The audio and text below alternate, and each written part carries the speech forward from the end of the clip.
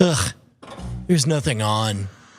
You, my friend, are experiencing the very real current content crisis. Hundreds, if not thousands of hours of entertaining and exciting things to watch and read and learn about. But there's all so much of it that it just kind of starts to feel like beige slop that's going to leave your mind no sooner than it enters. You and I have very little in common with the average human living at the turn of the 20th century, with one notable exception.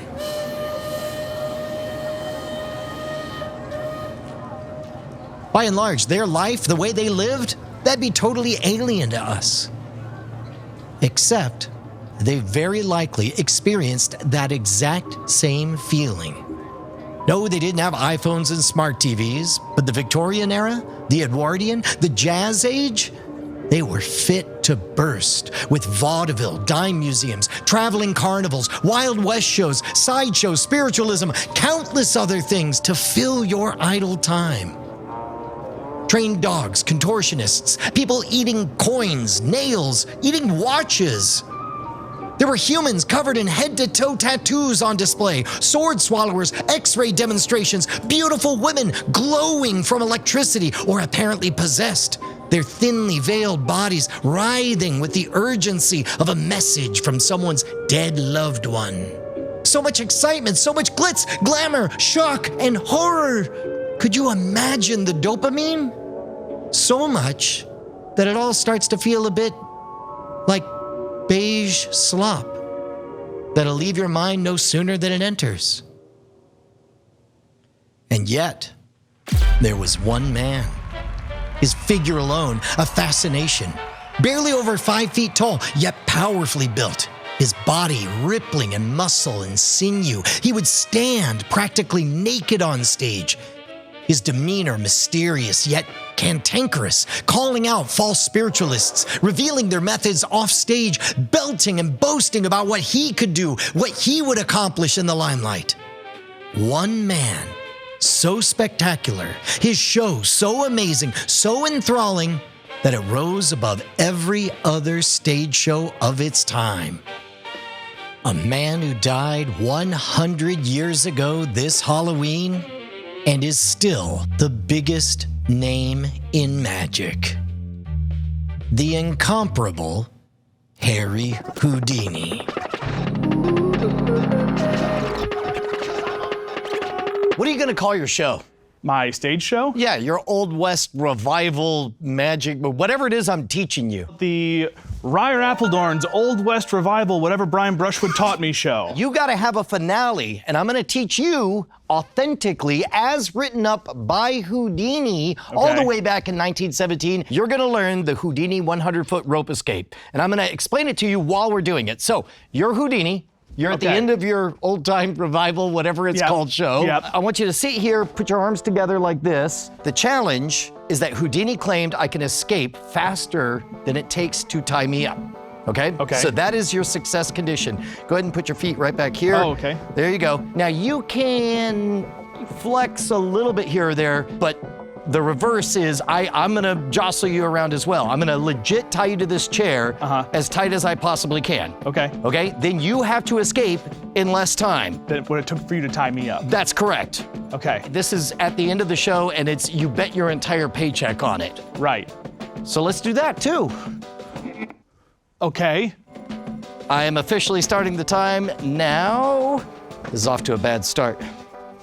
So allegedly, the one time that he failed, although because he's Houdini, he refused to call it a failure, it was when sailors practiced and had it down so fast that they were able to tie him up in, I want to say, like 9 minutes, and it took 12 minutes to get out. Ooh, you really are going for it. Oh, yeah. Okay. Okay. Now, I will tell you one of the secrets is that I made sure to get thick rope. Now, it is good, high-quality, half-inch rope. Sorry? That's another secret to it. You gotta disarm Houdini. This rope is fairly slippery rope. It's nice. It's not like, oh, okay. So I would think that maybe with some flexing, I might be able to loosen things up a bit. So you're having it rougher than most because you only have one person. If you're doing this in a show, you want to get 5 volunteers from the audience because naturally everybody wants to have a job. And of course, the more people who have a job, the more everything slows down and the more time you have to get out, right? Right. All right, get those in there. There we go. You came up with this idea and you got very excited. Oh, yeah. And I don't know how much of that is because we're recreating a Houdini thing and how much of it is you just want to keep me in one place. I feel like this is just your solution to having production meetings. That's right. Where you can force me to focus. Do you have a plan? A plan here, or are you just kind of? I'm tying you directly to outcroppings. This is the other thing, is you want a chair without arms on it. Okay. So that there's just less to tie onto. By your chair choice, you're limiting the points of contact. Yes, exactly. How does it feel right now from your perspective? So my hands are very tight.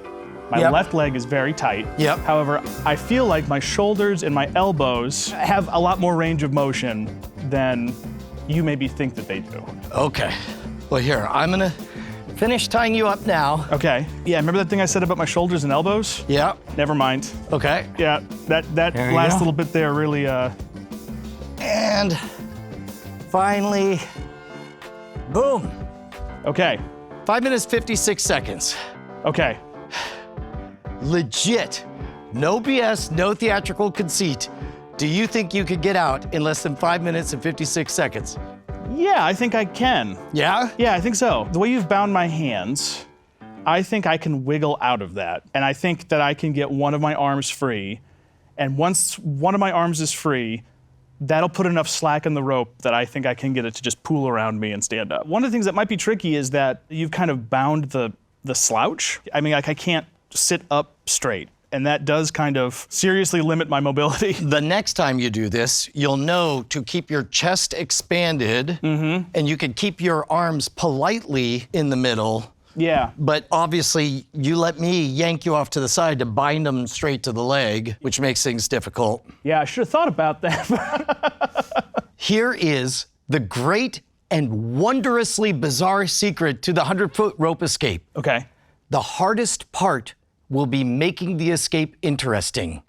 Because before you even get to your hands, what's gonna happen is you're gonna shrug and practically all the rope is gonna fall off of you. I did not intentionally bind you any other way than just what made sense at the time. Legit trying to tie you as tight as possible because I want this to look good in this moment. And yet, all of this rope is all connected all the way around, which means the moment one little itty bitty part of it gets loose, all of it gets loose. So what you need to do is you need to be calculating which are the interesting bits to do. I think you're gonna get out really fast. So you said shrug. You mean like literally like? I mean, if you want to try that, go ahead. But really, the moment any part of this gets loose, it's all gonna get loose. And then the most boring bit will be just seeing you do this for a bit. Yeah. Yeah.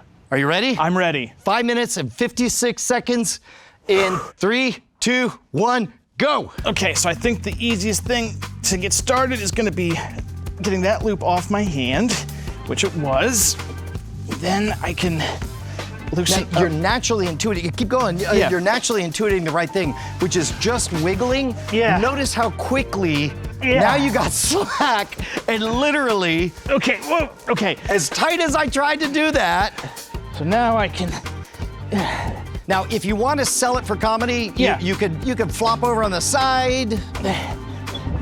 And the trick is, there it is. There we go. See? So dramatic. So dramatic. Oh gosh. Oh, hang on, I lost the knot. Okay. Some magicians out there might be all screaming exposure. Let me remind you that none other than Houdini himself wrote this up 100+ years ago in the Ladies' Home Journal. The Ladies' Home Journal. That's helpful. This is how Houdini talked. Actually, in the Houdini cell, we have archival audio, the only known audio of Houdini. Supernatural. And he's like, tonight. Yep. Okay, so I got that knot on the front. How much time do you think you have left? I think I'm halfway. You are only 100 seconds in. Sweet. Okay. There it is, there it is, there it is. There it is. Okay, so now these knots down here are giving me trouble.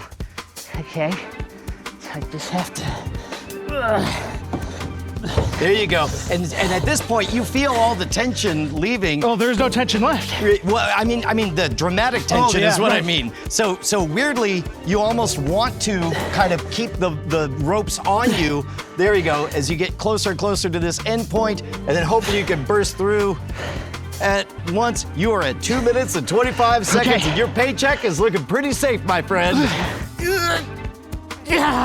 He did it! Wait. Okay. See, this is what I told you. You're right, I should have done something with these first. Yeah. Ladies and gentlemen, behold the incredible, stupendous, the unstoppable, Wild West time traveling, whatever it is, Ryer! Greatest show in the South. That's a good cardio workout. How did that feel? I was really worried there for a second. Like when we first started, I started doing kind of shrugs, and it felt still very tight. But there was just like, as soon as I kind of moved and wiggled enough. Was there ever a panic moment? Upside down when I fell on the side. Yeah. And then I couldn't reach that one knot anymore. I thought, oh, I may have doomed myself here. Yeah, But I got it. I've overplayed my hand. Yeah. Yeah, it's shocking how easy it works. And again, I can't state this enough. If you guys get really thin, obviously, imagine this with kite string. Yeah. It would be a very different experience. Very different, yeah. Right? I got this from Home Depot. I think it's 1/2 inch, fancy braided. Yeah. I got the nice stuff. It felt not bad, Yeah, right? no, and I think being slippery would help too. Like if this was more like a twine. Yeah. I think that would maybe cause a little more friction. It wouldn't loosen up from wiggling quite as much. No, that's fantastic, man. That's a good one. Well done. Thank you. This video is supported in part by viewers like you who went to patreon.com/modernrogue, where you can get your name in the credits like Brett Brizzy and Tim Lebbing. Legends. I also made the decision to wear a cardigan and corduroys in a fairly hot studio under a bunch of lights. So maybe the amount of sweat my body will produce will be a lubricant. It can all help. You're an escape artist. Okay. Oh my God, you are an artist, and you are going to do an escape. Ooh,